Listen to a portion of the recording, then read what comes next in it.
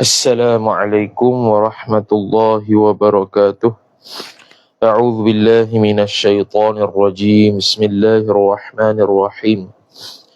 Alhamdulillahi rabbil alamin wassalatu wassalamu ala asyrafil anbiya'i wal mursalin sayyidina Muhammad wa ala alihi wa sahbihi ajma'in.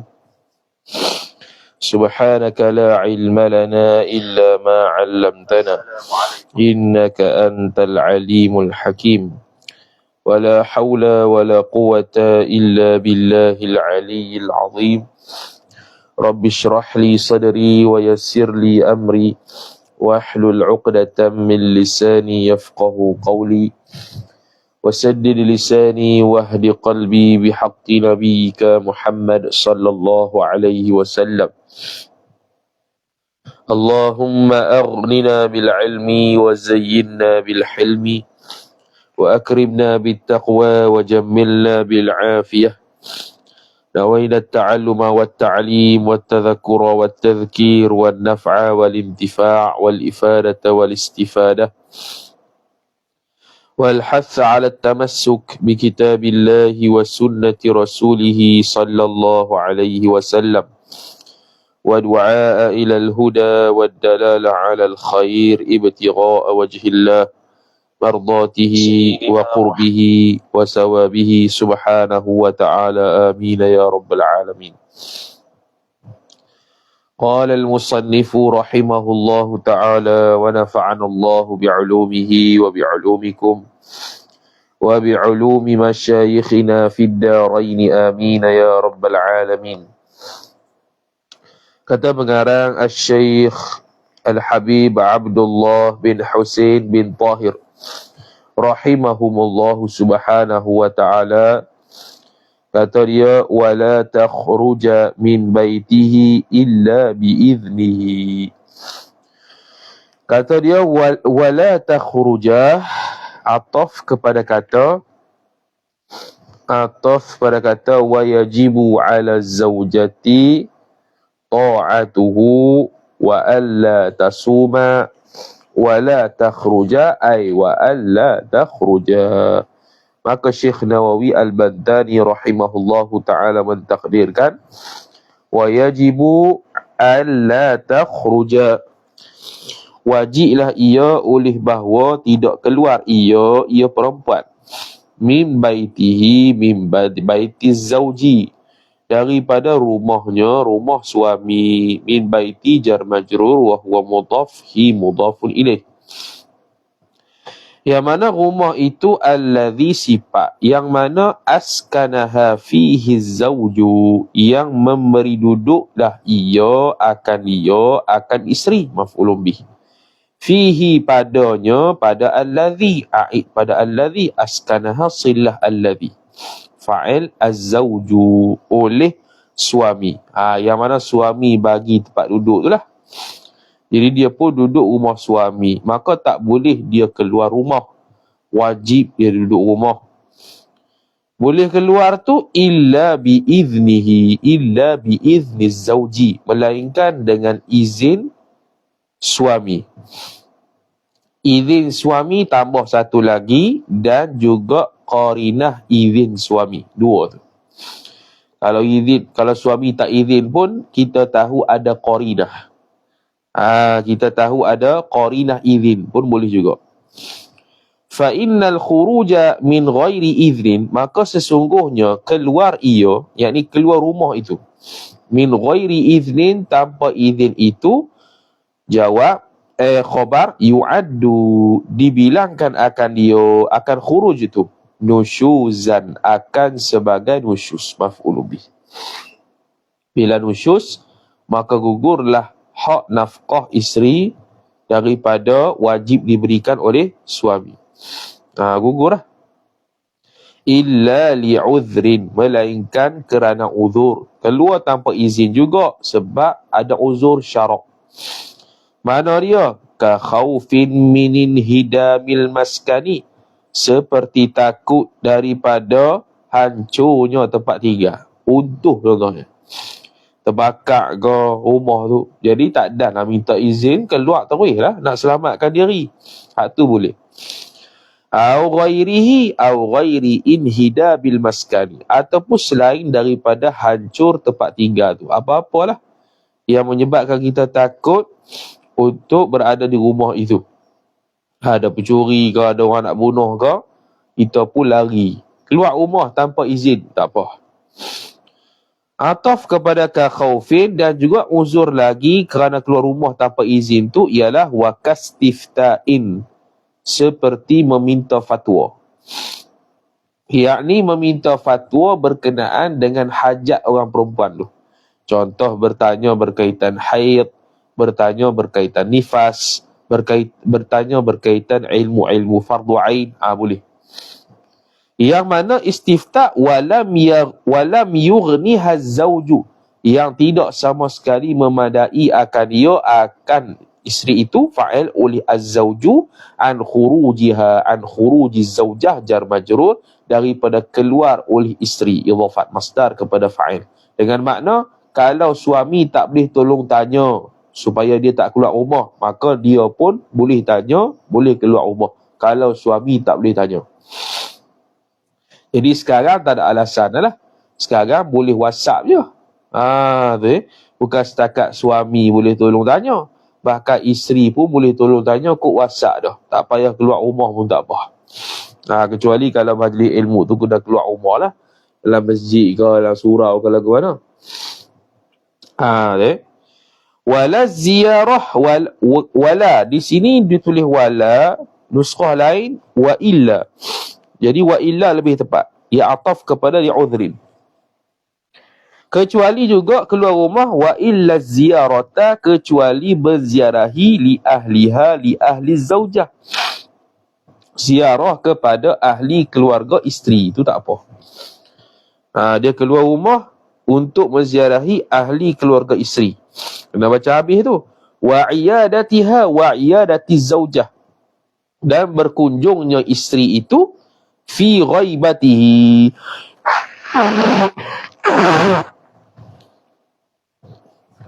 pada ketiadaan suami itu, anil baladi jar majrur, daripada negeri tu. Ni kalau dia berada di kawasan luar negeri boleh ziarah ni. Bukannya suami ada dalam rumah ataupun suami berada dalam negeri tu. Kalau suami ada dalam negeri tu, ada di kawasan rumah dia, wajib juga minta izin. Sekali dalam penelitian dalam kitab tu lah ada. Bukan semata-mata mutlak boleh ziarah. Maka fala yu'addu dhalika ziyarah li ahliha tu nusyuzan, maka tidak diambil kira akan demikian ziarah ahli keluarga itu maf'ulun bih sebagai nusyuz. Dhalika naik fa'il muta'addi dua maf'ul. Bi khilafi ma, berbeza dengan barang masalah idza kana zawju fil baladi. Az-zawju isim kana, khabar kana mahzuf, takdir sabitan, sabi ia fil baladi, atau mawjudan fil baladi, ada dalam negeri. Kalau ada dalam negeri, ada dalam kawasan dia, maka kena wajib minta izin untuk ziarah keluarga.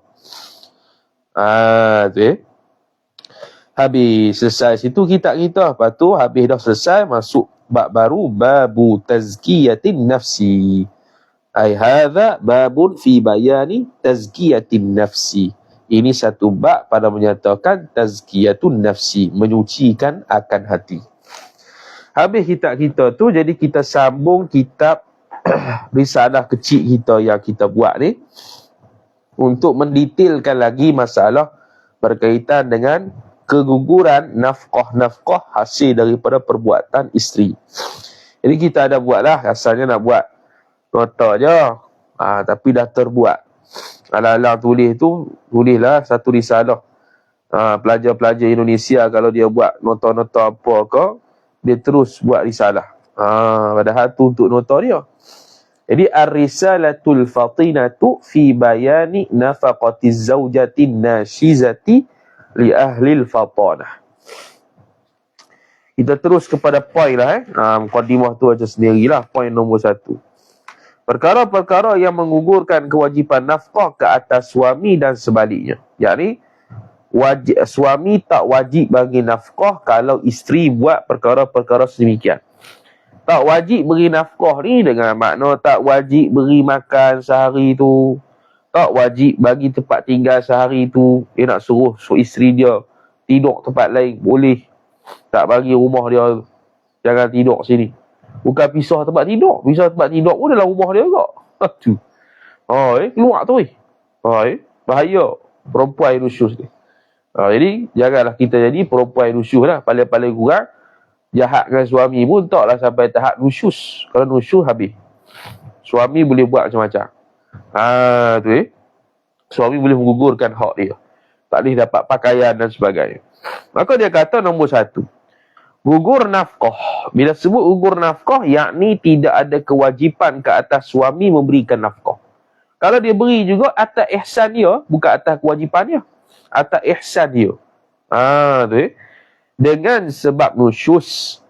Walaupun sebahagian harinya sahaja isteri nusyus. Walaupun sebahagian hari. Bukannya sepanjang hari, sebahagian hari saja. 1 minit 5 minit nusyus dengan suami. Gugur hak nafkah.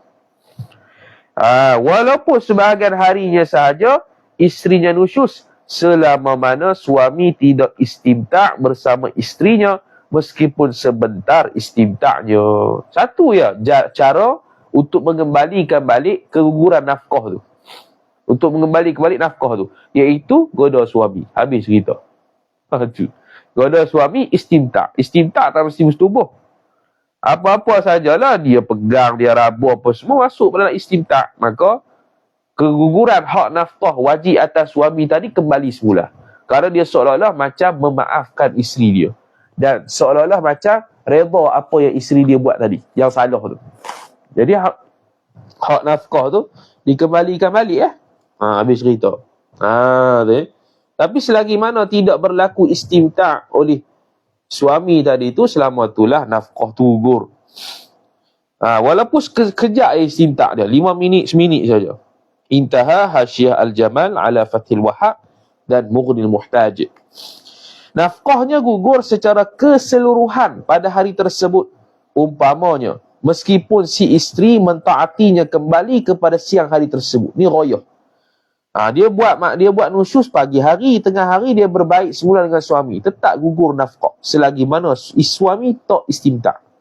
Bahaya. Keseluruhan keseluruhan hari tersebut. Hari ni maksudnya bukan sehari lah. Pagi, petang, malam. Sehari lah. Pagi, petang, malam. Seharian. Gugur nafkah. Walaupun nusyusnya pagi hari. Sampai malam tak boleh bagi makan. Tak wajib bagi makan. Tu bahaya.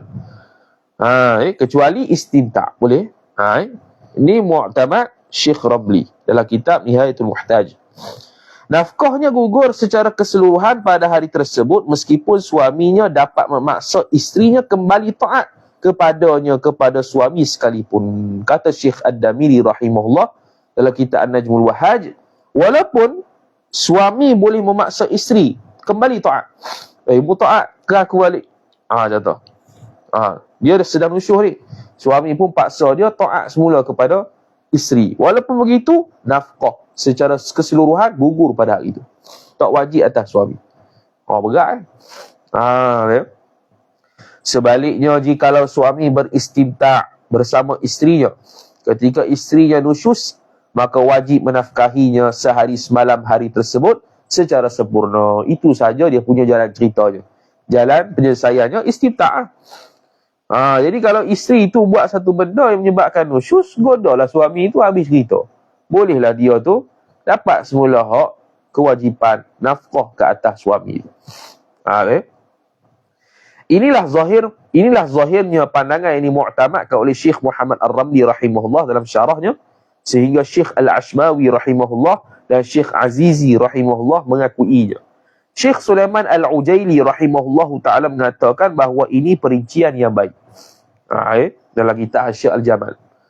Namun begitu Syekh Al-Halabi rahimahullah dan Imam Al-Mawardi rahimahullah telah menyatakan bahawa hanya wajib menafkahinya ketika suami tersebut istimta' bersamanya. Macam tadilah. Maksudnya ialah apabila suami beristimta' bersama isterinya ketika nusyus sekejap saja pada siang hari, maka wajib menafkahinya hanya siang hari. Sebaliknya apabila suami beristimta' bersama isterinya ketika nusyus sekejap saja pada malam hari, maka wajib menafkahinya hanya malam hari. Ini kalau, sebab apa dia kata begini? Sebabnya istimta', kawan tu istimta' malam lah bagi nafkah. Kalau istimta' siang lah bagi nafkah. Betul lah. Mana bila dia dah istimta', nafkah tu wajib diberi. Itu yang nak kata. Kalau isteri tu nusyus. Yang kedua, gugur nafkah dengan sebab isterinya menegah dirinya untuk berpindah bersama suaminya. Suami nak pindah rumah. Suami nak pindah rumah daripada Selangor ke Johor. Dia tak mau. Maka suami pun pindahlah, dia tak mau pindah. Maka isteri tu nusyus. Tak berhak mendapat nafkah. Tak berhak mendapat nafkah. Hasyiah Al-Jamal ala Fathil Wahab. Namun ia dikecualikan apabila suaminya sendiri beristimta' bersama isterinya ketika isterinya menghalang dirinya daripada berpindah bersamanya. Macam tadi Kalau istimta' selesai masalah. Perkara ini berlaku kerana apabila suami beristimta' bersama isterinya, maka ia dikira seolah-olah suaminya memaafkannya daripada tidak berpindah bersamanya. Bahkan suaminya redha isterinya kekal di tempat yang dia sedang menetap. Intaha Syekh Muhammad Ar-Rabli dalam kitab Al-Jawahir, Imam Al-Mawardi dan Fatwa Syekh Ar-Rabli Al-Kabir, bapa Syekh Muhammad Rabli. Yang ketiga, gugur nafkah dengan sebab isterinya bermusafir tanpa izin suami. Sama ada isterinya boleh kembali taat kepada suaminya ataupun tidak. Musafir keluar rumah tanpa izin suami. Sama ada musafir pendek, musafir panjang. Masuk belaka dalam kategori ni. Maka nusyus, tak dapat hak untuk beri nafkah. Intaha Fathul Wahab dan Hasyiah Al-Jamal. Namun apabila isterinya bermusafir bersama suaminya tanpa mendapat keizinan suaminya, maka wajib suaminya menafkahinya dengan sebab isterinya mentamkinkan dirinya ketika bersama suaminya saat bermusafir, meskipun isteri tersebut berdosa dengan sebab musafir tanpa izin suami. Sekarang ni suami musafir.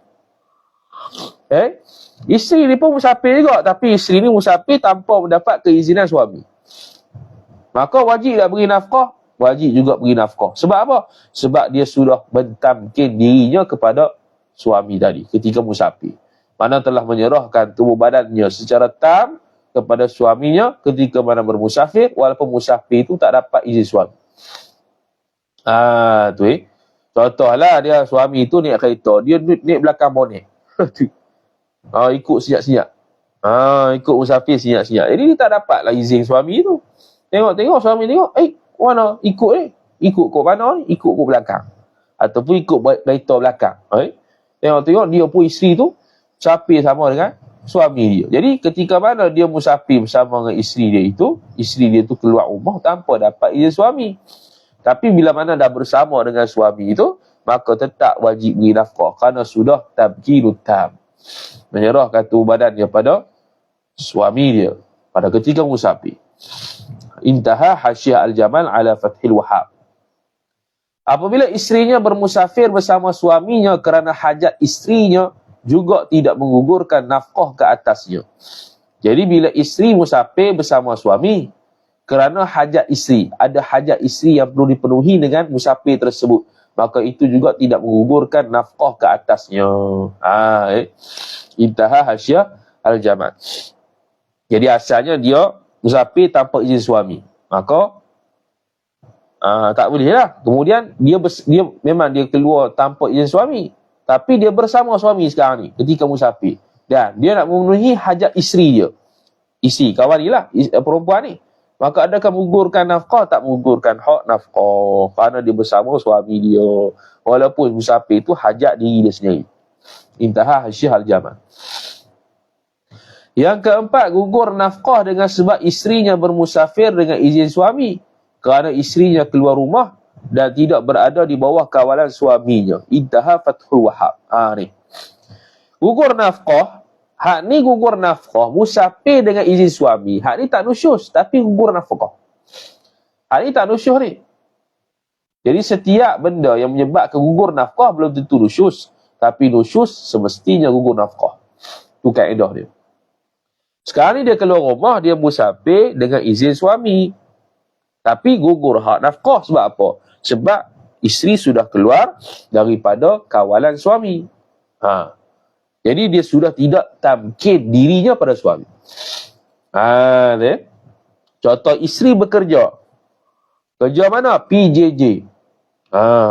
Keluar rumah keluar rumah. Dengan izin suami, Maka dapat tak, wajib tak beri nafkah? Tak wajib.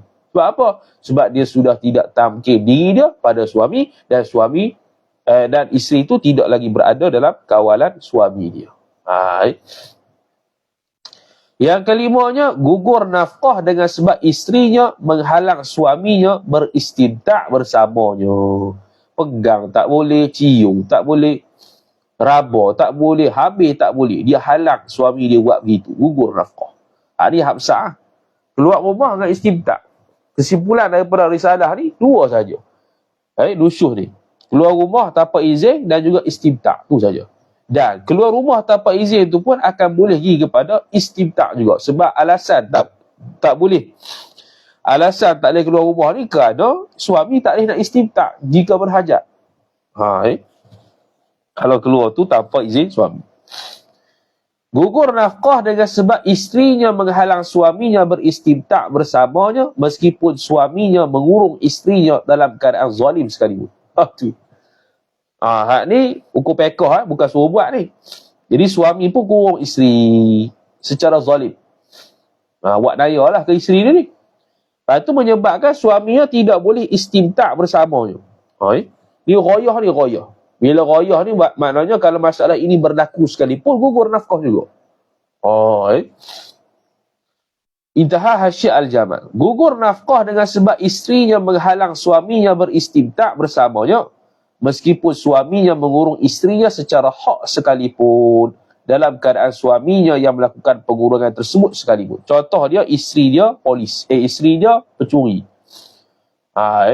Suami dia polis. Jadi tertangkaplah rupa-rupanya pencuri selama ni isteri sendiri. Masuklah jail penjara. Maka tak boleh nak istimta' dengan dia. Maka gugur nafkah suami ke atas dia.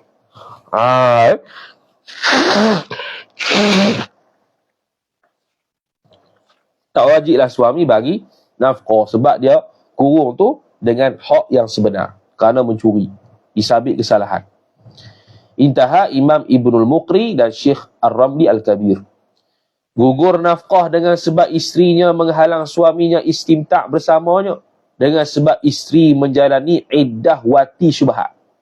Sekarang ni isteri ni dia pis tubuh dengan orang lain tanpa sengaja. Dia ingatkan suami dia rupanya adik dia. Sudah. Rupanya adik dia. Sedar-sedar silap. Bila silap, syubhat wati tu. Maka kena jalani iddah syubhat. Selama mana menjalani iddah syubhat, suami tak boleh setubuh. Bila begitu, gugur hak nafkah. Bahaya. Gugur hak nafkah. Jadi kalau isteri, maksud gugur hak nafkah ni begini. Kalau isteri mengadu ke qadhi, suami tak bagi nafkah, ada alasan-alasan ni, maka tak dapat disabitkan kesalahan pada suami. Sebab memang patut pun. Intaha Hasyik Al-Jamal. Gugur nafkah dengan sebab isterinya menghalang suaminya beristimta' bersamanya meskipun dengan menyentuhnya sekalipun. Dia adalah satu ayat dalam kitab ni. Cuma kita pecah supaya nampak lebih jelas. Satu.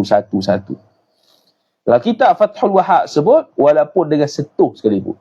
Sentuh beza dengan jamah. Kalau saya bezakan jamah dengan sentuh. Sentuh lah. Jamah tu dia pegang. Itu jamah. Jamah tu pegang rabah. Tu jamah lah. Kalau sentuh je lah. Sentuh pun tak boleh dah. Tepih dah. Gugur hak nafkah. Nusyus. Jadi suami nak bermesraan dengan isteri tolak. Nusyus. Ni biasa berlaku bila? Waktu tua-tua dah. Tua-tua pun bukan boleh. Tua-tua, tengok orang tua-tua. Suami dia hak tua tu pun naklah berseronok dengan dia tak mau. Bahaya tu. Orang tu boleh gugur nafkah. Tu gugur nafkah dengan sebab isterinya menghalang suaminya beristimtak bersamanya meskipun dengan melihatnya sekalipun. Lihat pun tak boleh. Mana? Contoh, dia menegah daripada melihat dia pakai niqab. Dia pakai pakaian menutup aurat semua daripada hujung rambut sampai hujung kaki dalam rumah. Sebab tahu bagi isteri suami dia tengok. Gugur nafkah. Tu Lepas tu ada kaedah sebut, kalau seorang perempuan yang baik ni ialah di luar rumah dia malu sehingga tutup habis semua. Tapi dalam rumah dia buang malu dia di hadapan suami, dia boleh buka semua. Namun, jikalau isteri tidak bermanja-manja dengan suaminya, maka tidak gugur nafkahnya. Bermanja-manja, menunjukkan kecantikan dirinya, tu tak gugur nafkah. Tu tak gugur nafkah. Sebab tu benda aridi saja. Benda yang bukan zati. Hak zatinya istimta'. Hak aridi bermanja-manja, menunjukkan kecantikan tu benda aridi saja. Tak menyebabkan sampai gugur nafkah. Yang keenamnya, gugur nafkah dengan sebab isterinya tidak mahu bermusafir bersama suaminya meskipun bukan untuk berpindah sekalipun dengan beberapa syarat. Sekarang ni suami dia ajak jalan. Bukan untuk pindah rumah ni, ajak jalan lah, macam biasa. Ajak jalan pergi Kelantan ke, pergi mana-mana lah untuk menenangkan fikiran. Ajak pergi hotel ke, saja nak tidur hotel, ambil angin sejuk-sejuk. Bukan untuk pindah ni, dia pun tak mau. Maka gugur nafkah dengan 4 syarat musafir. Musafir syarat pertama, perjalanan musafir yang selamat. Perjalanan tu tak ada orang sekat, tak ada tentera, tak ada berita-berita yang kata jalan yang kita nak pergi ni ada orang nak rompak, tak ada. Selamatlah. Yang kedua, tempat tujuan itu selamat. Hotel, selamat hotel tu, selamat. Boleh. C. Yang ketiga, musafir tersebut tidak melibatkan permusafiran di laut masin selama tidak ghalib selamat perjalanan padanya. Ini berkaitan dengan pelayaran lah. Yang mana kalau pelayaran tu selamat, boleh kena pergi dengan suami. Kalau permusafiran di laut itu tak selamat, maka dia tidak gugur hak nafkah kalau dia tak mau pergi dengan suami. Yang keempat, tidak ditakuti berlaku kemudaratan yang boleh menyebabkan keharusan tayamum ataupun kepayahan yang tidak dapat tertanggung pada adat apabila menaiki kenderaannya. Maknanya apa dia? Kalau ikut suami ni, dia tak takut akan berlakunya kematian, tak takut berlakunya ancaman nyawa, tak takut berlakunya benda-benda yang boleh memudaratkan dia. Tu lah. Cukup syarat ni, dia tak mau musafir juga dengan suami dia. Gugur hak nafkah. Tapi kalau tak cukup salah satu daripada 4 syarat ni, dia tak mau musafir dengan suami, tak ada masalah. Tak gugur hak nafkah. Dan kalau suami tak bagi juga nafkah, dia boleh tuntut dengan qadi. Boleh repot lah. Suami tak bagi nafkah. Jika perjalanan dan tempat tujuannya tidak aman, maka tidak gugur nafkah apabila isteri menegah dirinya daripada ikut bersama suaminya untuk bermusafir. Jadi kalau tempat tujuan tidak aman, perjalanan tidak aman, salah satulah daripada 3 tu, daripada 4 tu. Kalau dia tak aman, tak selamat belaka, dia pun tak mau ikut suami, tak gugur nafkah. Intaha Hasyiah Al-Jamal ala Fathil Wahab. Yang ketujuhnya, gugur nafkah dengan sebab isterinya menghalang suaminya beristimta' di mukanya melalui pelihatan dengan menutup mukanya. Tadi itulah Syekh Muhammad Ar-Ramli sebut. Dia pakai niqab, dia pakai furdah, dia pakai apa-apa lah. Suami nak tengok dia, dia tak mau bagi. Istimta' melalui penglihatan. Yang ke-8, gugur nafkah dengan sebab isterinya berpaling muka daripada suaminya. Cakap-cakap paling ke lain. Cakap depan dia paling ke lain. Gugur hak nafkah. Cakap-cakap buat masam muka. Padahal dia tu orang yang bukan peseng masam muka. Dia buat masam muka. Kalau dia tu memang peseng masam muka, tak apa. Nak buat macam mana? Pihak gitu dah. Tapi dia bukan peseng masam muka. Dia cakap dengan masam muka. Gugur hak nafkah. Suami cakap, pandanglah. Yang terbaiknya isteri ni bila suami cakap, dia pergi ke suami itu, pandang suami itu. Selesai. Tinggallah kerja tu. Masak ke apa ke. Ni duk masak, ni duk masak. Suami duk cakap, gitu je. Tak reti jadi isteri. Cakap tu, pandang ke suami. Tu mujur dia panggil tu. Kalau dia nak setubuh aku mana? Tengah-tengah masak nak setubuh. Lagi banyak soal, banyak songeh perempuan. Yang kesembilannya, gugur nafkah dengan sebab isterinya berpaling muka daripada suaminya ketika suaminya sedang menyetubuhinya. Ni sedang setubuh lah. Tengah-tengah setubuhnya, isteri paling muka.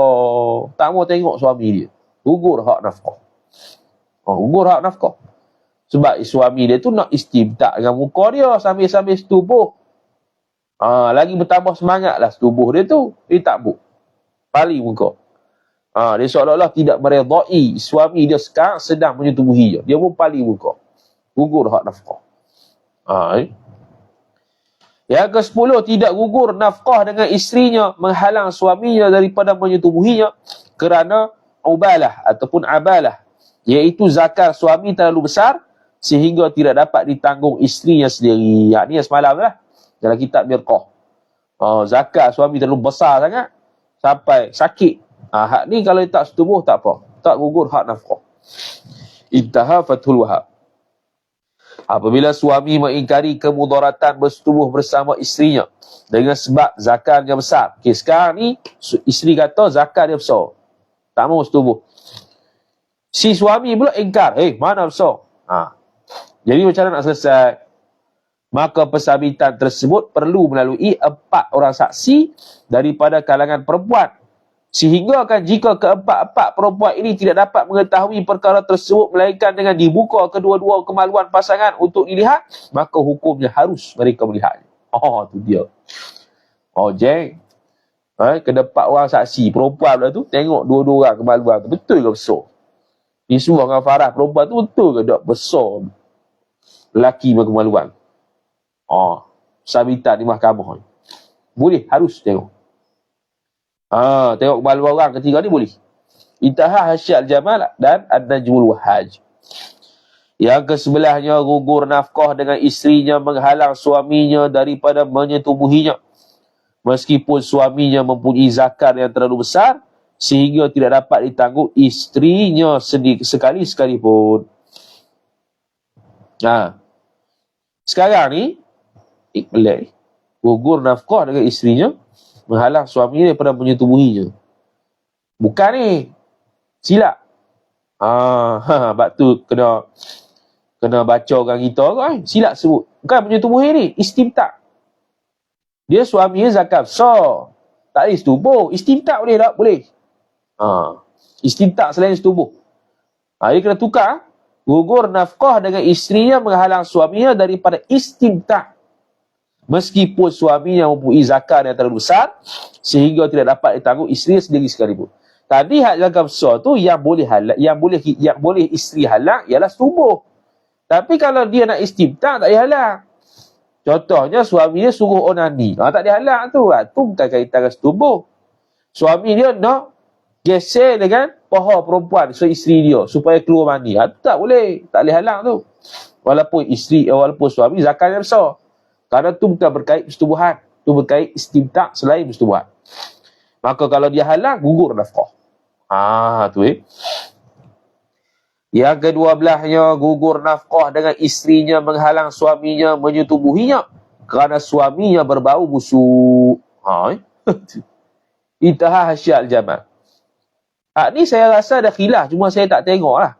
Dalam kitab Tuhfatul Muhtaj disebut seolah-olah boleh dan ada hak isteri itu menghalang dia kerana suami busuk. Suami tidak berhias. Tak gugur nafkah. Tapi kena tengok mula. Cuma Hasyal Jamal ni dia sebut ni lah. Gugur nafkah dengan isterinya menghalang suaminya menyetubuhinya kerana suaminya berbau busuk.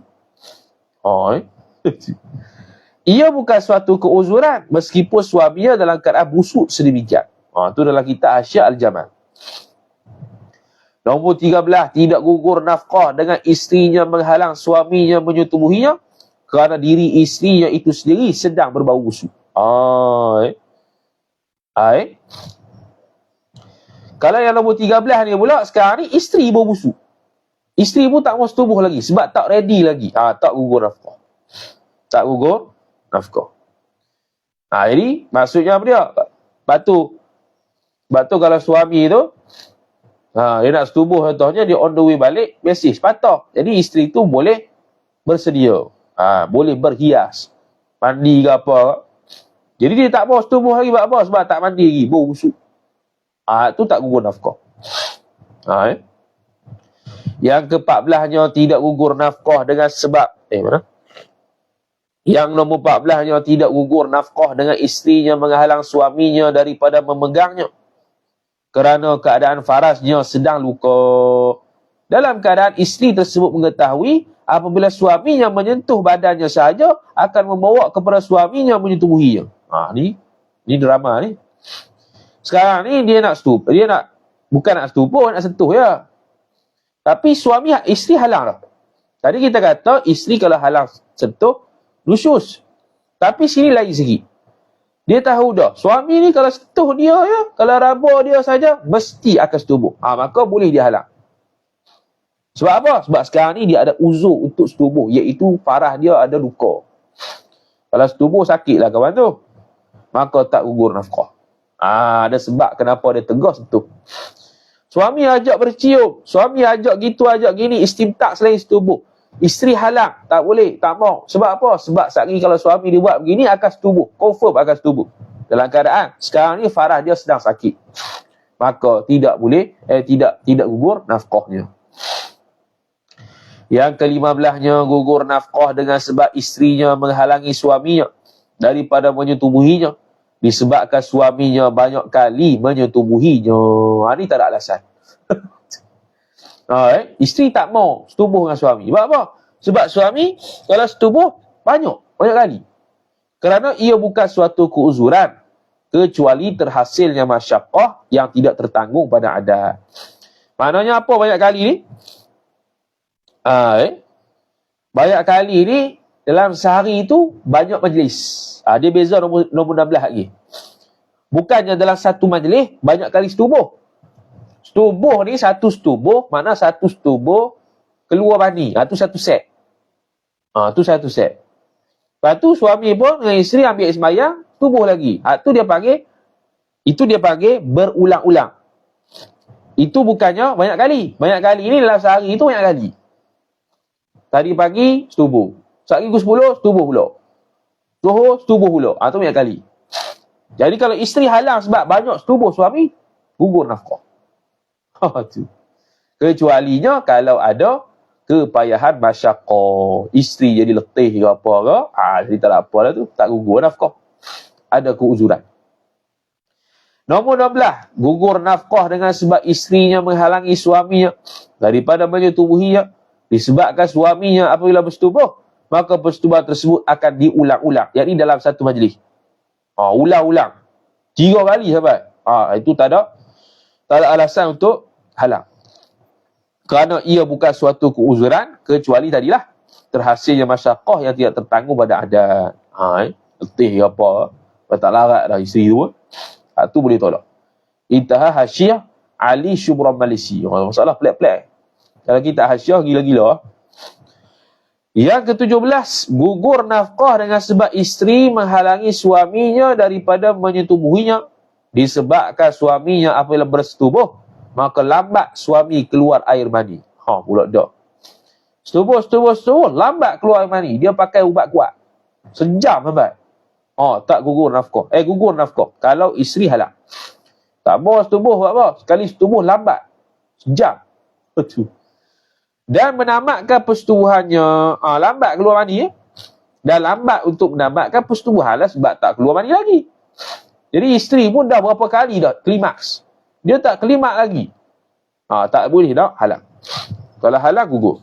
Kerana ia bukan suatu keuzuran kecuali terhasilnya masyaqqah yang tidak tertanggung pada adat. Ambil kurang tadi ya. Itu semua adalah Hasyiah Ali Syubrabalisi ala Nihayatul Muhtaj.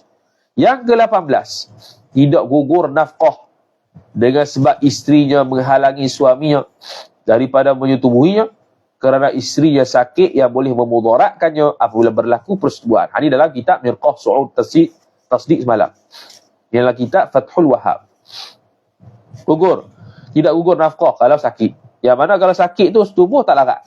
Lari kau teruk. Tu. Tapi kalau sakit apa? Sakit gigi. Tu tak ada apa tu. Sakit gigi. Sakit gigi kalau setubuh tak mudarat. Tak boleh ya. Nombor 19. Tidak gugur nafkah dengan sebab isterinya menghalangi suaminya daripada menyetubuhinya kerana isteri yang sedang haid. Ini pun semalam juga dalam kitab Mirqah Su'ud At-Tasdiq. Tengah-tengah haid dia ajak setubuh. Tak boleh ya. Tak gugur nafkah kalau dia halang kerana dia haid.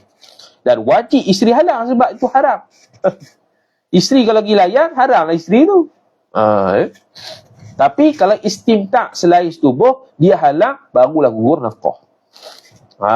Tu Tidak gugur nafkah dengan sebab isterinya menghalangi suaminya daripada menyetubuhinya kerana isterinya sedang nifas. Samalah.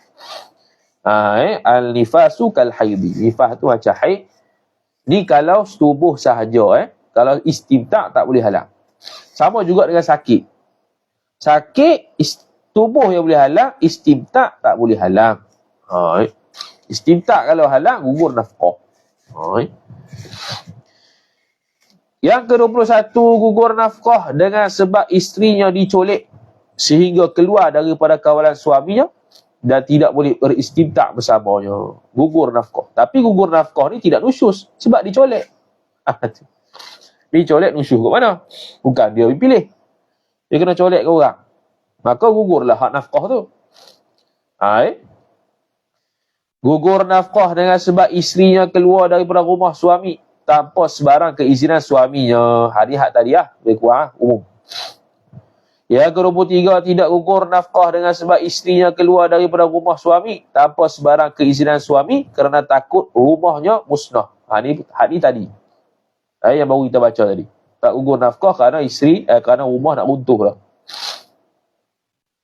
Yang ke-24, tidak gugur nafkah dengan sebab isterinya keluar daripada rumah suami tanpa sebarang keizinan suami kerana bertanyakan soalan yang suaminya tidak boleh menolongnya untuk menanyakan seseorang kepada orang alim. Dengan syarat soalannya berkaitan khusus tentang diri isterinya.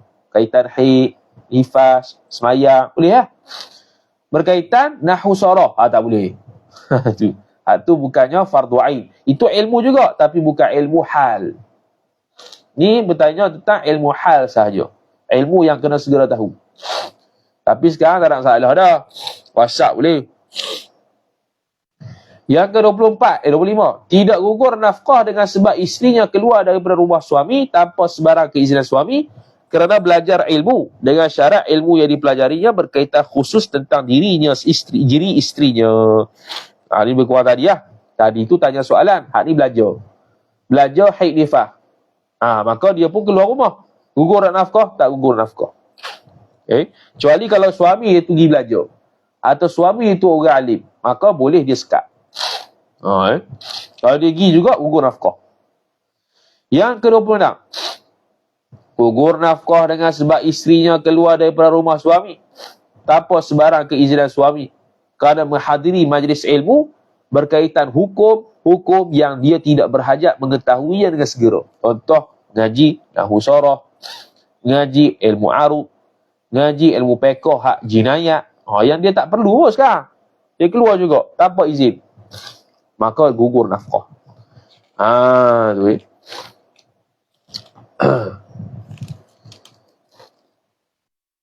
Yang ke-27, gugur nafkah dengan sebab isterinya keluar daripada rumah tanpa sebarang keizinan suami kerana mendengar ceramah dan peringatan.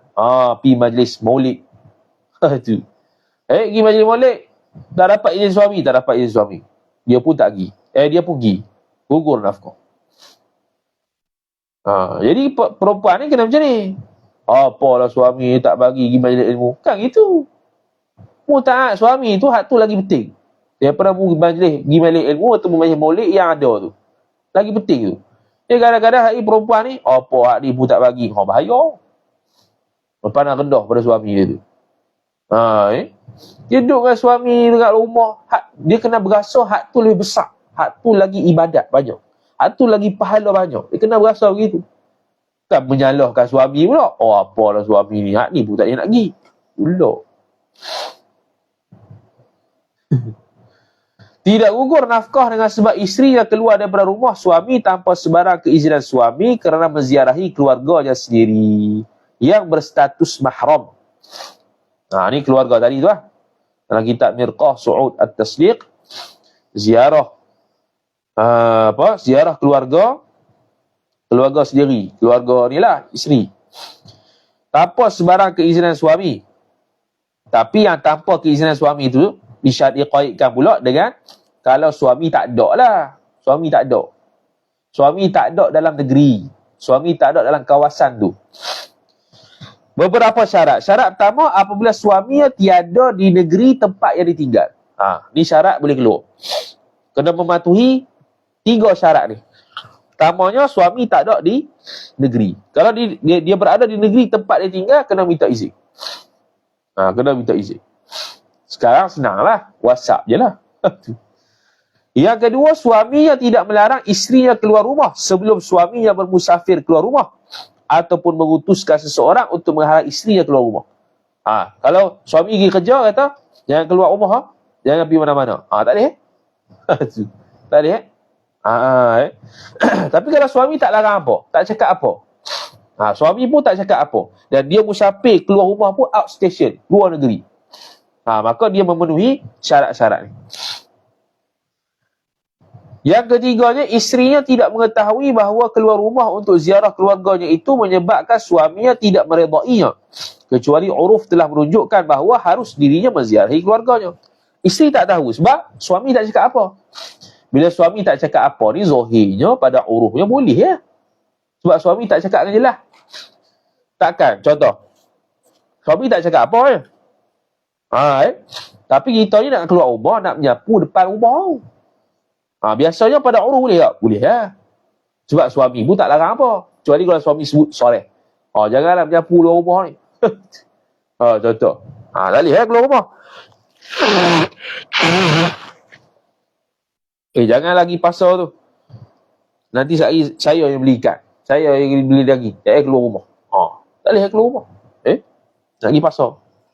Tapi kalau dia tak bagi tahu, dia pun tak larang, boleh lagi pasal. Kalau dia tak ada di tempat tu. Pendapat yang dinukilkan daripada Syarah At-Tanbih bagi Imam Al-Harmawi rahimahullah iaitu tidak boleh bagi isterinya keluar rumah kerana kematian bapa isteri dan menyaksikan jenazahnya itu ditanggung atas suaminya itu ada di negeri tempat tinggalnya. Kerana isteri mempunyai kemampuan untuk meminta izin daripadanya. Sekarang ni boleh tak minta izin? Boleh, WhatsApp, call. Dulu tak ada lah. Kalau dulu, zaman dulu, tak ada benda-benda gini, sebab tu disyaratkan suami kalau ada dalam negeri, ada dalam rumah, ada dalam tempat di kawasan dia tinggal, kena minta izin juga. Sekarang mudah, WhatsApp, call. Nak pergi rumah isteri, nak pergi rumah pok sekian. Sebab pok meninggal. Boleh lah.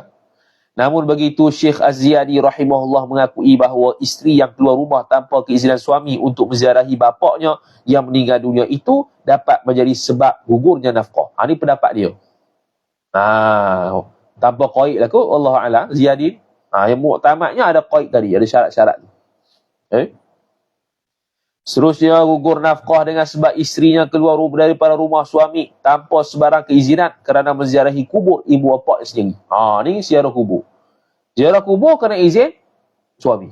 Ziarah kubur lain sikit. Dia kena izin suami.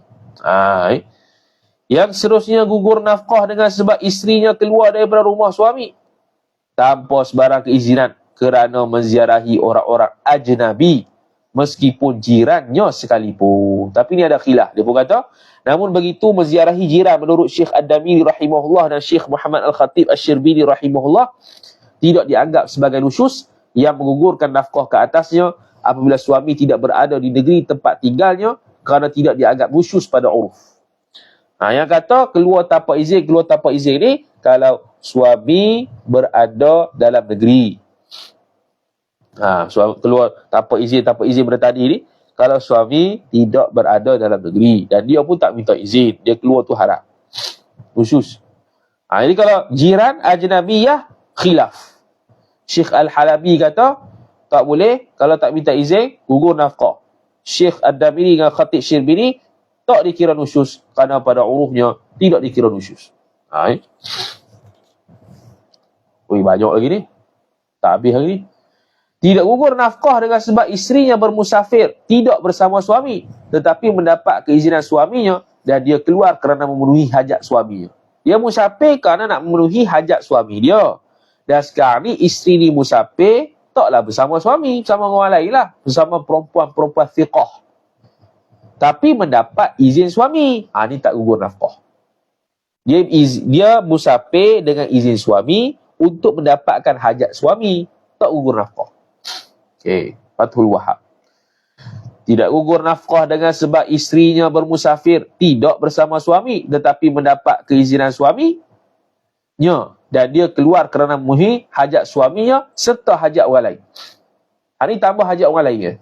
Dia keluar rumah dengan izin suami. Tapi dia tak musafir dengan suami. Dia musafir dengan orang lain. Dengan perempuan siqah lain. Keluar tu sebab apa? Sebab nak memenuhi hajat suami dan hajat orang lain. Adik dia ke? Abang dia ke? Fathul Wahab. Tidak gugur nafkah dengan sebab isterinya berihram haji. Meskipun tanpa izin suami. Selama mana isterinya belum keluar rumah.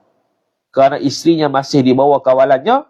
Dan harus isteri tidak melaksanakan haji apabila suami tidak mengizinkannya. Ihram dalam rumah contoh. Ihram dalam rumah. Dan dia tak dapat izin suami. Maka selama mana dia berada dalam rumah ihram situ, dia tidak gugur nafkah dia kerana belum keluar rumah. Dan dia tak dapat izin suami ni. Dan bila tak dapat izin suami, boleh dia batalkan haji begitu saja. Boleh dia batalkan haji begitu saja. Bila kata haji termasuklah umrah. Lepas tu nombor 34 tu umrah. Tak payah baca lah. Ringkas ya. Kita pisah-pisah ni sebab nak tengok berapa banyak masalah ya. 35. Gugur nafkah dengan sebab isterinya berpuasa sunat mutlak. Seperti puasa Isnin dan Khamis. Dalam keadaan suami melarangnya secara mutlak. Sekarang ni isteri puasa dalam keadaan suami larang. Suami larang. Larang tu pula secara mutlak. Apa maksud suami larang secara mutlak? Yakni sama ada suaminya berkehendak untuk istimta' bersamanya ataupun tidak. Kalau nak beristimta' bersamanya, jelaslah dia larang tu sebab apa. Kalau dia puasa juga, gugur nafkah. Tapi kenapa bila suami larang, walaupun tak beristimta' sekalipun, tetap tak boleh puasa? Maka kita buat kurungan. Kerana kadang-kadang kehendak untuk istimta' itu akan datang, kemudian apabila melihat isterinya sedang berpuasa, maka akan menjadi mudarat suami tersebut disebabkan tidak boleh menunaikan syahwatnya. Itu disebut oleh Syekh Ramli. Syekh Ramli ke Hasyiah dia tak ingat. Walaupun suami larang tu tak mau istimta' pun, tapi sebab apa tak boleh juga? Sebab ada kemungkinan tiba-tiba suami dia berkehendak dengan dia. Tapi tengok isteri puasa. Jadi tak dapat menunaikan syahwat tu. Jadi mudarat. Kepala otak bengong lah. Lagi. Menurut pendapat yang mu'tamad, kerana puasa sunat mutlak itu tidak wajib, sedangkan hak suami itu wajib dipatuhi. Bukan itu sahaja, bahkan isteri telah melarang tubuhnya diistimta' oleh suami. Diistimta' sini termasuk setubuh lah, sebab setubuh membatalkan puasa. Ni kalau suami ada rumah. Kalau suami ni hadir ada rumah. Puasa Isnin dan Khamis termasuk puasa yang berulang-ulang. Begitu juga berlaku pada puasa hari-hari putih. Adapun puasa sunat rawatib. Ni istilah namanya. Puasa sunat mutlak tu, puasa hari-hari putih, Isnin Khamis, yang jenis berulang-ulang. Kalau rawatib ni, iaitu puasa yang tidak berulang-ulang. Seperti puasa Arafah dan Ashura, maka tidak boleh suami melarang isteri daripada berpuasa serta tidak gugur nafkahnya. Tak gugur nafkah. Kalau dia puasa juga, tak gugur nafkah. Dan suami tak boleh larang. Tu. Intaha Al-Kanzur Raghibin dan Hasyiah Al-Qalyubi. Begitu juga tidak boleh suami melarang isteri daripada melakukan sembahyang sunat rawatib. Sama ada sunat muakkad ataupun tidak. Suami tak boleh larang. Isteri nak sembahyang rawatib, tak boleh larang. Bukan itu sahaja. Bahkan seumpama sembahyang sunat rawatib juga ialah sembahyang sunat 2 hari raya, sembahyang duha, sembahyang gerhana dan sembahyang minta hujan. Seumpama keduanya juga ialah zikir-zikir yang dituntut selepas sembahyang seperti tasbih, takbir hari raya dan sebagainya daripada perkara-perkara yang disunatkan amal. Intaha Hasyiah Ali Syubran Malisi. Tak berhaklah suami ni nak larang. Mu jangan sembahyang. Betul. Ganas betul kawan tu. Mu jangan berzikir. Sebab apa? Dalil dia wa'ashiruhunna bil ma'ruf. Ini dalil dalam kitab mereka. Wa'ashiruhunna bil ma'ruf. Hendaklah kamu berbauli isteri kamu dengan cara baik. Lepas tu kitab mereka sebut, ulama mereka sebut, antara cara bergaul suami dengan baik ialah membiarkan dia ibadat.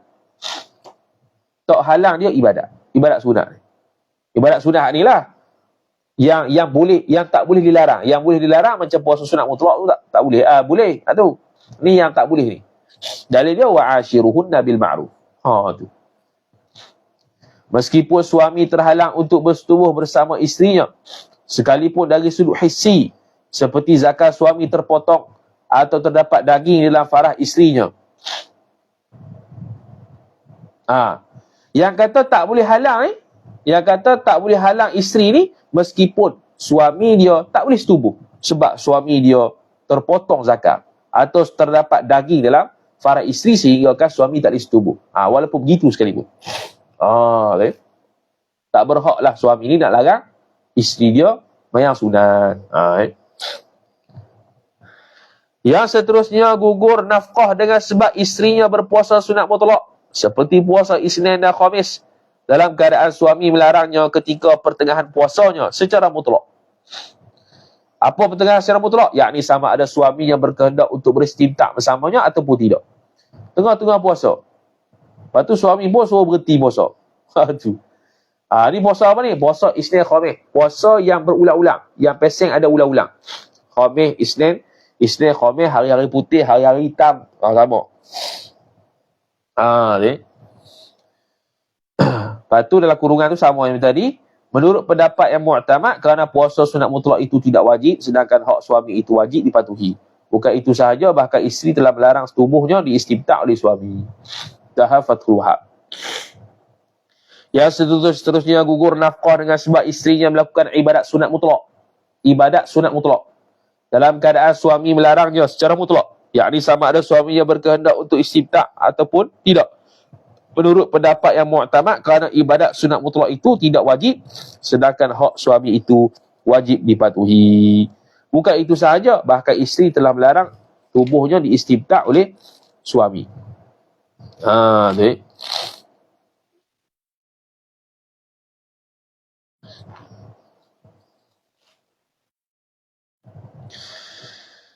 Ni ibadat sunat yang lain lah. Ibadat sunat apa-apa mutlak ni. Ibadat sunat selain puasa.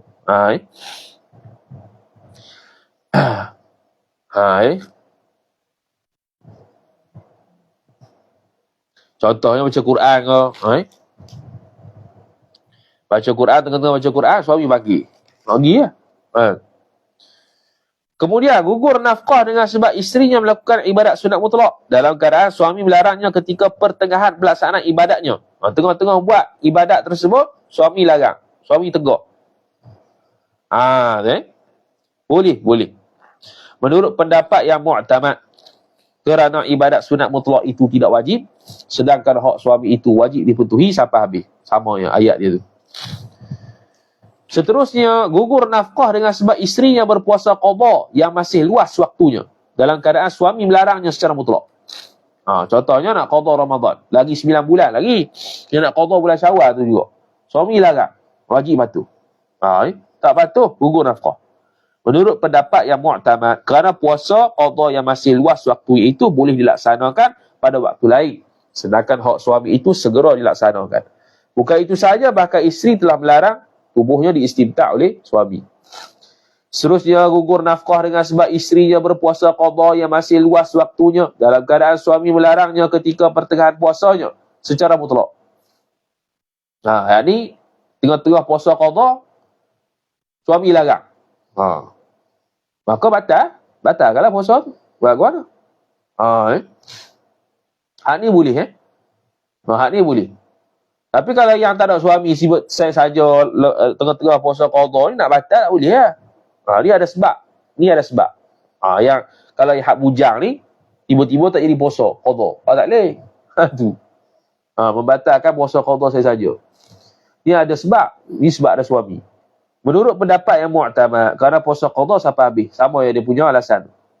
Gugur nafkah dengan sebab isterinya melakukan ibadat qada selain puasa yang masih luas waktunya. Contoh mayang. Dalam keadaan suami melarangnya secara mutlak. Contohnya, nak qada mayang isyak. Qada mayang isyak dah. Nak qada, contoh dia tinggal semayang yang boleh tunda qadanya. Sunat segera saja. Dia boleh tunda qada sebab dia tu tinggal semayang dengan sebab uzur. Jadi dia nak qada lepas isyak. Suami larang. Maka wajib batal. Sebab qada dia tadi bukan kena segera. Menurut pendapat mu'tamad sampai habis ayat yang sama. Lepas tu yang 42, gugur nafkah dengan sebab isterinya melakukan ibadat qada selain puasa yang masih luas waktunya dalam keadaan suami melarangnya ketika pertengahan pelaksanaan buat ibadat tu. Tengah-tengah qada. Tengah-tengah qada mayang contohnya. Lepas tu suami larang. Suami pagi contoh. Suami larang. Tengah-tengah qada suami larang. Ibadat qada lain ataupun puasa sembahyang sunat ke? Sembahyang sunat. Sembahyang qada boleh ke tak? Tu kena tengok semula. Sembahyang qada boleh ke tak batal begitu saja? Dengan sebab suami pagi. Sebab gini. Kalau mak pak pagi. Kalau mak pak pagi dalam keadaan kita sedang sembahyang wajib, tak boleh batal. Kalau sembahyang sunat baru boleh batal. Tak tahulah kalau suami lagu mana. Kena cek mula. Sebab dalam kitab sebut ibadat qada begitu je. Dia tak qaid pula sunat atau wajib qada tu.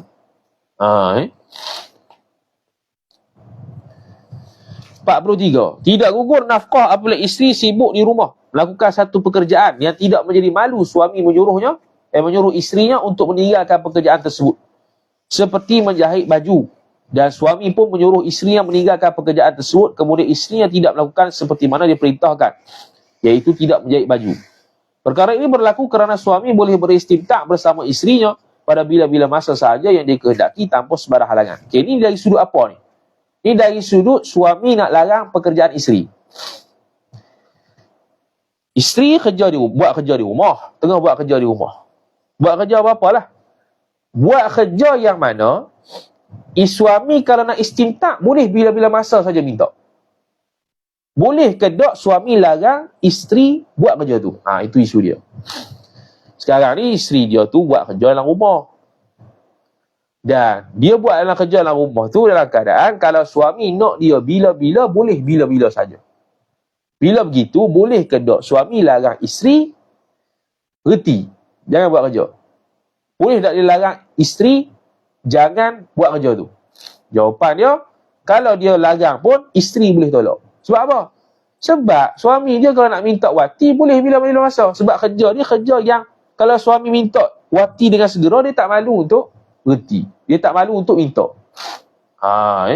Beza kalau kerja tu, tengah-tengah buat kerja tu, suami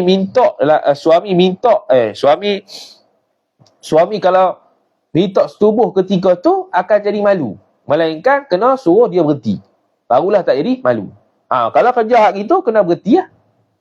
Contoh nombor 44 sekejap lagi. Gugur nafkah apabila isteri sibuk di rumah melakukan satu pekerjaan yang menjadi malu suami menyuruh isterinya untuk meninggalkan pekerjaan tersebut, seperti mengajar anak-anak kecil. Contoh mengajar mengaji rumah dia. Jadi ketika tengah ajar mengaji ni, takkan tiba-tiba pergi raba isteri dia tu kat situ juga. Jadi malu lah. Jadi ketika tu boleh suami dia suruh isteri dia berhenti untuk dia istimtak bersama isteri dia. Boleh ketika tu. Ketika tu wajib patuh. Wajib patuh. Sebab apa? Sebab pekerjaan dia ketika itu tak mampu suami nak setubuh dia, lala tu juga. Ataupun suami nak istintak dengan dia, lala tu juga. Sebab pekerjaan itu membabitkan orang lain. Ataupun payah, malu untuk suami dia tu minta dengan dia dalam keadaan kerja dia begitu. Ajar orang. Tu. Tapi kalau jahit baju, orang seorang, nyapu rumah, tu tak payah larang isteri tu buat kerja tu. Sebab kita boleh minta bila-bila saja, tanpa malu. Tu beza dia.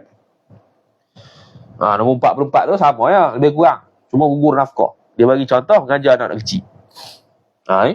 Kemudian isteri menyuruh isteri supaya berhenti mengajar untuk beristintak bersamanya dalam keadaan isterinya enggan mematuhinya.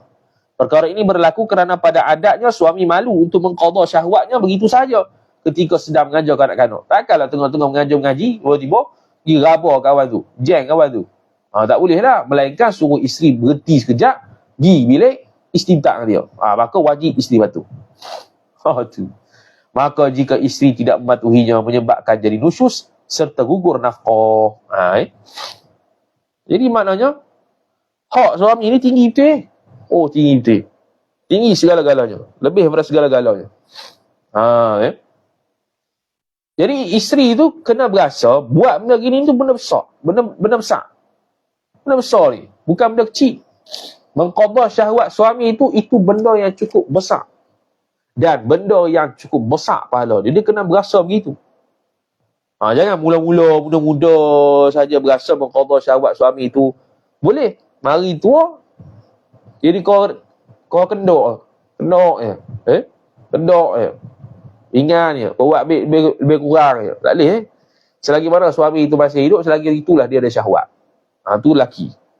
Kalau isteri dia ada monopos, suami tak nak monopos. Lagi tu dia ada syahwat, lagi tu dia hidup, lagi tu ada syahwat. Tu. Kemudian, tidak gugur nafkah menurut pendapat yang mu'tamad apabila seorang lelaki menikahi seorang perempuan dalam keadaan perempuan tersebut berpuasa sunat dan tidak sama sekali suaminya menyuruh untuk berbuka puasa. Okey, sekarang ni dia nak kahwin dengan seorang perempuan. Perempuan ni puasa sunat. Tu. Lepas tu akad nikah pukul 10 lah. Akad nikah pukul 10. Akad nikah pukul 10. Jadi sekarang ni pukul 10 dalam keadaan dia puasa. Boleh tak gugur tak nafkah ketika tu? Tak gugur. Sebab apa? Sebab suami tak suruh buka. Beza kalau suami suruh berbuka ketika tu, dia tak mau berbuka. Tak boleh Yang ni menikah dengan seorang perempuan yang sedang berpuasa sunat. Dan sah pernikahan dia. Jadi suami isteri. Ketika tu dia puasa sunat. Boleh ke tak? Sedangkan dia tak dapat izin suami tu. Sebab apa? Sebab dia puasa ketika tu belum jadi suami lagi. Akad nikah pertengahan hari. Lepas tu lepas sah pernikahan tu, dia puasa lah. Dalam keadaan puasa. Boleh ke tak? Boleh. Kalau suami tak suruh buka. Yang ke-46, gugur nafkah menurut pendapat as-sah apabila isteri memberikan tubuhnya kepada suami untuk disetubuhi tetapi melarang suami beristintak selainnya. Inilah kitab Mirqah Su'ud Tasdiq Wada. Inilah kitab Rawdatul Talibin dan An-Najmul Wahaj. Dia kata contoh dia beri tubuh. Mana dia beri tubuh ni? Mana dia bagi suami dia setubuh. Kemudian boleh setubuh. Jangan pegang sekian-sekian anggota. Jangan raba sekian-sekian anggota. Gugur nafkah.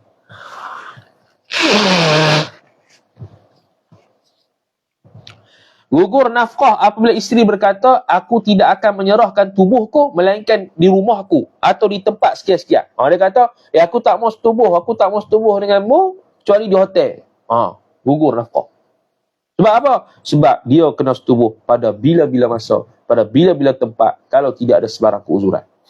Tidak boleh dikaitkan dengan masa-masa tertentu, tidak boleh dikaitkan dengan tempat-tempat tertentu. Tak boleh. Kalau tak, gugur nafkah. Yang ke-48, tidak gugur nafkah apabila isterinya keluar rumah yang bukan milik suaminya. Itu bukan rumah suami dia pun keluar rumah, tak gugur nafkah. Yang gugur nafkah ni rumah suami. Contohnya dia keluar rumah siapa? Dia duduk rumah dia baru kahwin. Dia orang baru kahwin. Dia duduklah rumah adik-beradik dia. Dia tak duduk rumah sendiri lagi. Dia pun keluar rumah. Tu tidak gugur nafkah. Yang ke-49, tidak gugur nafkah apabila isterinya keluar rumah kerana kawasan rumahnya musnah ditenggelami banjir dalam keadaan hanya tinggal rumahnya sahaja. Tinggal rumah dia seorang yang tak banjir lagi. Hak lain semua banjir belakang. Boleh tak keluar? Boleh. Sebab kemungkinan rumah dia akan banjir juga.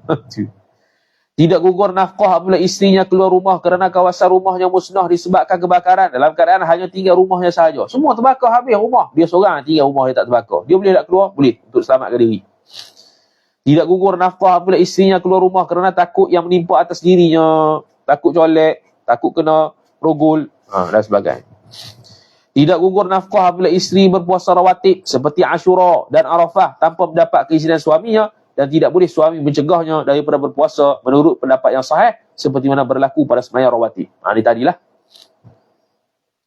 Tidak gugur nafkah dan tidak boleh suami mencegahnya apabila isteri berpuasa qada yang sudah sempit waktunya seperti dia sudah berada di bulan Syaban. Ini yang sempit waktu. Ini tak boleh nak halang. Dan kalau isteri puasa juga tanpa izin suami pun tak gugur nafkah sebab dah wajib puasa. Qada puasa, kalau tak qada boleh menyebabkan lompat tahun. Gugur nafkah apabila isteri berpuasa kafarah sedangkan suaminya melarangnya kerana kewajipan puasanya bukan segera sedangkan kewajipan terhadap suaminya itu kadar segera. Ini puasa kafarah.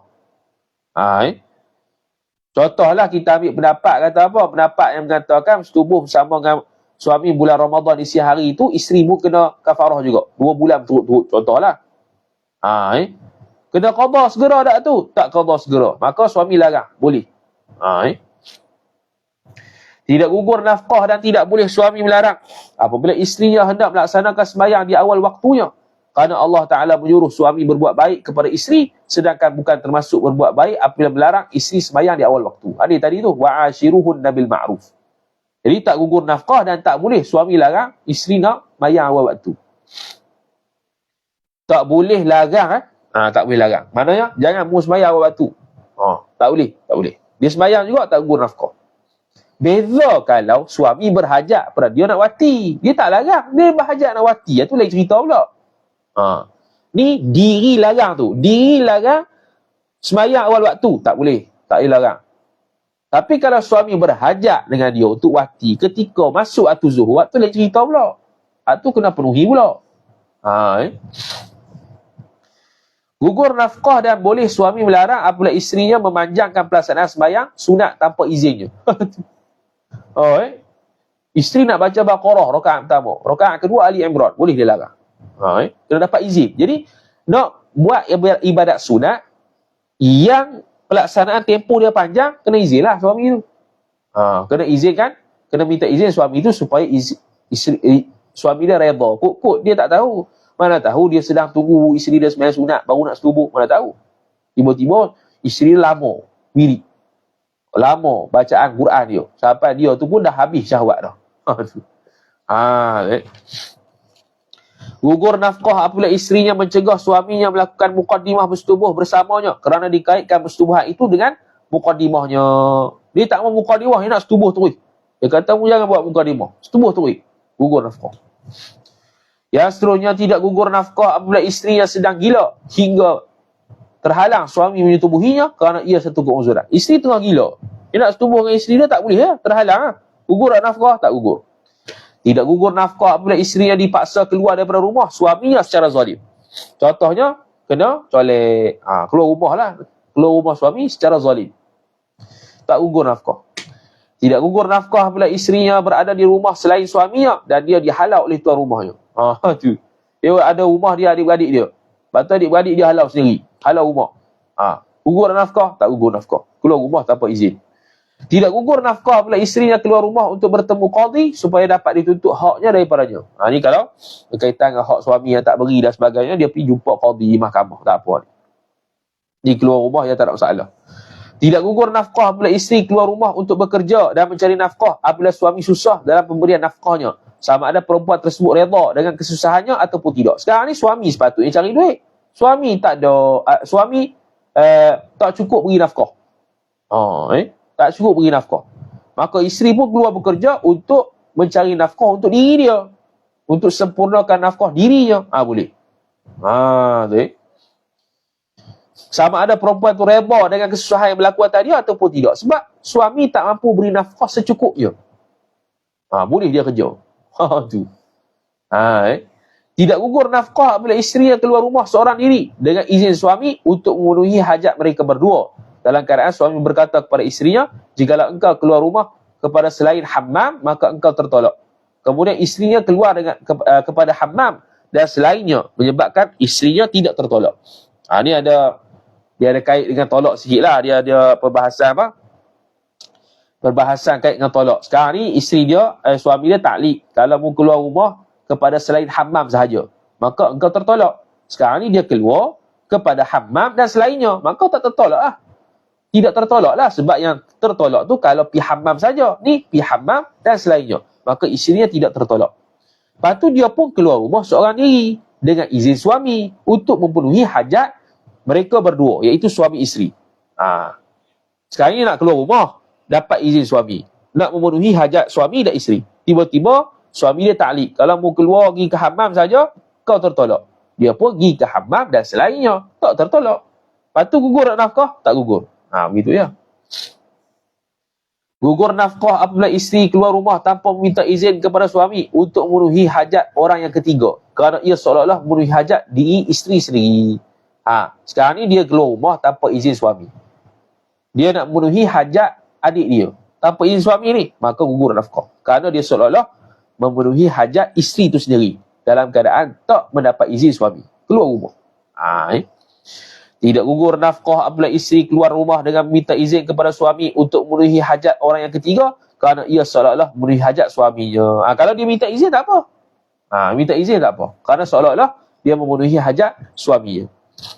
Gugur nafkah apabila isteri keluar rumah seorang diri dalam keadaan ihram untuk melaksanakan haji dengan mendapat keizinan daripada suami menurut pendapat yang azhar dan mu'tamad. Sekarang ni dia nak menunaikan haji ihram, nak menunaikan haji ataupun umrah. Dia keluar rumah, dapat izin suami. Okeylah, dapat izin suami, bolehlah dia teruskan. Tetapi gugur nafkah sebab isteri tak ada di rumah. Mana kalau isteri hello-hello kat tanah haram tu, nak duit tak payah bagi, tak apa. Tu. Kata gitulah. Menurut pendapat yang mu'tamad, mana ada khilaf kat tu. Gugur nafkah apabila isteri ni apa dia? Ihram, umrah. Kita baca sama ya. Yang ke-68, gugur nafkah serta nusyus. Gugur nafkah serta nusyus. Yang gugur nafkah tadi tu belum tentu nusyus kan? Cuma kena tengoklah masalah apa. Kalau bab istimtak, nusyus. Bab keluar rumah, nusyus. Ada kalanya keluar rumah dengan izin suami, gugur nafkah tapi tak nusyus. Macam haji tadi, haji umrah. Dia tak pergi dengan suami dia. Tapi suami dia izin, tapi gugur nafkah. Tapi tak nusyus.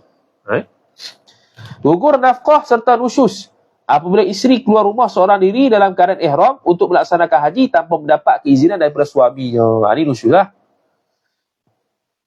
Sama juga yang 69, umrah. Selesai. Yang ke-70, tidak gugur nafkah apabila isteri keluar rumah bersama suaminya dengan izin suaminya dalam keadaan ihram untuk melaksanakan haji. Ini tak boleh. Ni dia keluar rumah dengan izin suami dan dia tu buat haji, buat ihram, haji umrah bersama suami. Ini tak gugur nafkah. Pergi sama-sama buat umrah. Tak gugur nafkah.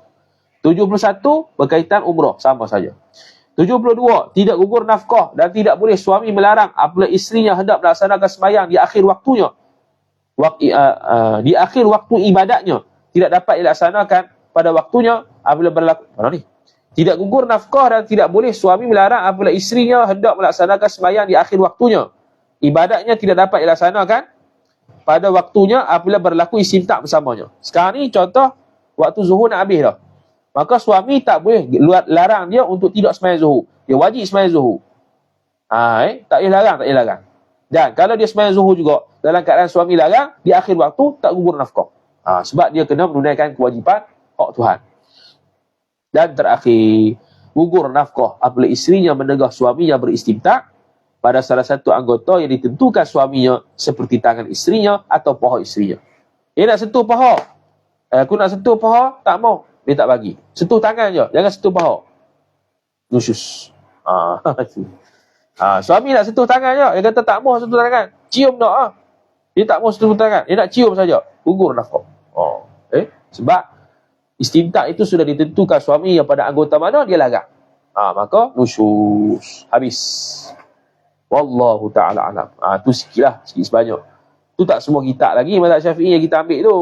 Beberapa je, Najmul Wahash, Fathul Wahab, Hasyiah Al-Jamal, Nihayatul Muhtaj, Hasyiah I'anatul Talibin, Mughnil Muhtaj. Mungkin banyak lagi yang ada contoh-contoh yang lain-lain lagi mungkin ada, tapi kebanyakannya macam ni lah. Kebanyakannya adalah macam ni. Itu saja. Wallahu ta'ala alam. Babu tazkiyatin nafsi, ay hadha babun fi tazkiyatin nafsi, ni bab tasawuf dah. Dan bab tasawuf lagi tak ni cukup menarik lah. Perbahasan maksiat anggota tu cukup detail. Satu. Sehingga kan ada berpuluh-puluh maksiat dalam satu anggota yang kadang-kadang tak diterangkan dalam kitab-kitab tasawuf seperti penawar bagi hati. Ini seronok lah. Kita boleh tengoklah maksiat berkaitan dengan anggota kita pula dalam tasawuf babu tazkiyatin nafsi. Wallahu ta'ala a'lam. A'udzu billahi minasyaitonir rajim. Bismillahirrahmanirrahim. Alhamdulillahi rabbil alamin wassalatu wassalamu ala asyrafil anbiya'i wal mursalin sayyidina Muhammadin wa ala alihi wa sahbihi ajma'in. Allahumma zidna ilma warzuqna fahma. Allahumma zidna ilma warzuqna fahma. Allahumma zidna ilma warzuqna fahma. Wa sallallahu ala sayyidina Muhammad wa ala alihi wa sahbihi wa baraka wa sallam. Walhamdulillahi rabbil alamin. Wassalamu alaikum warahmatullahi wabarakatuh.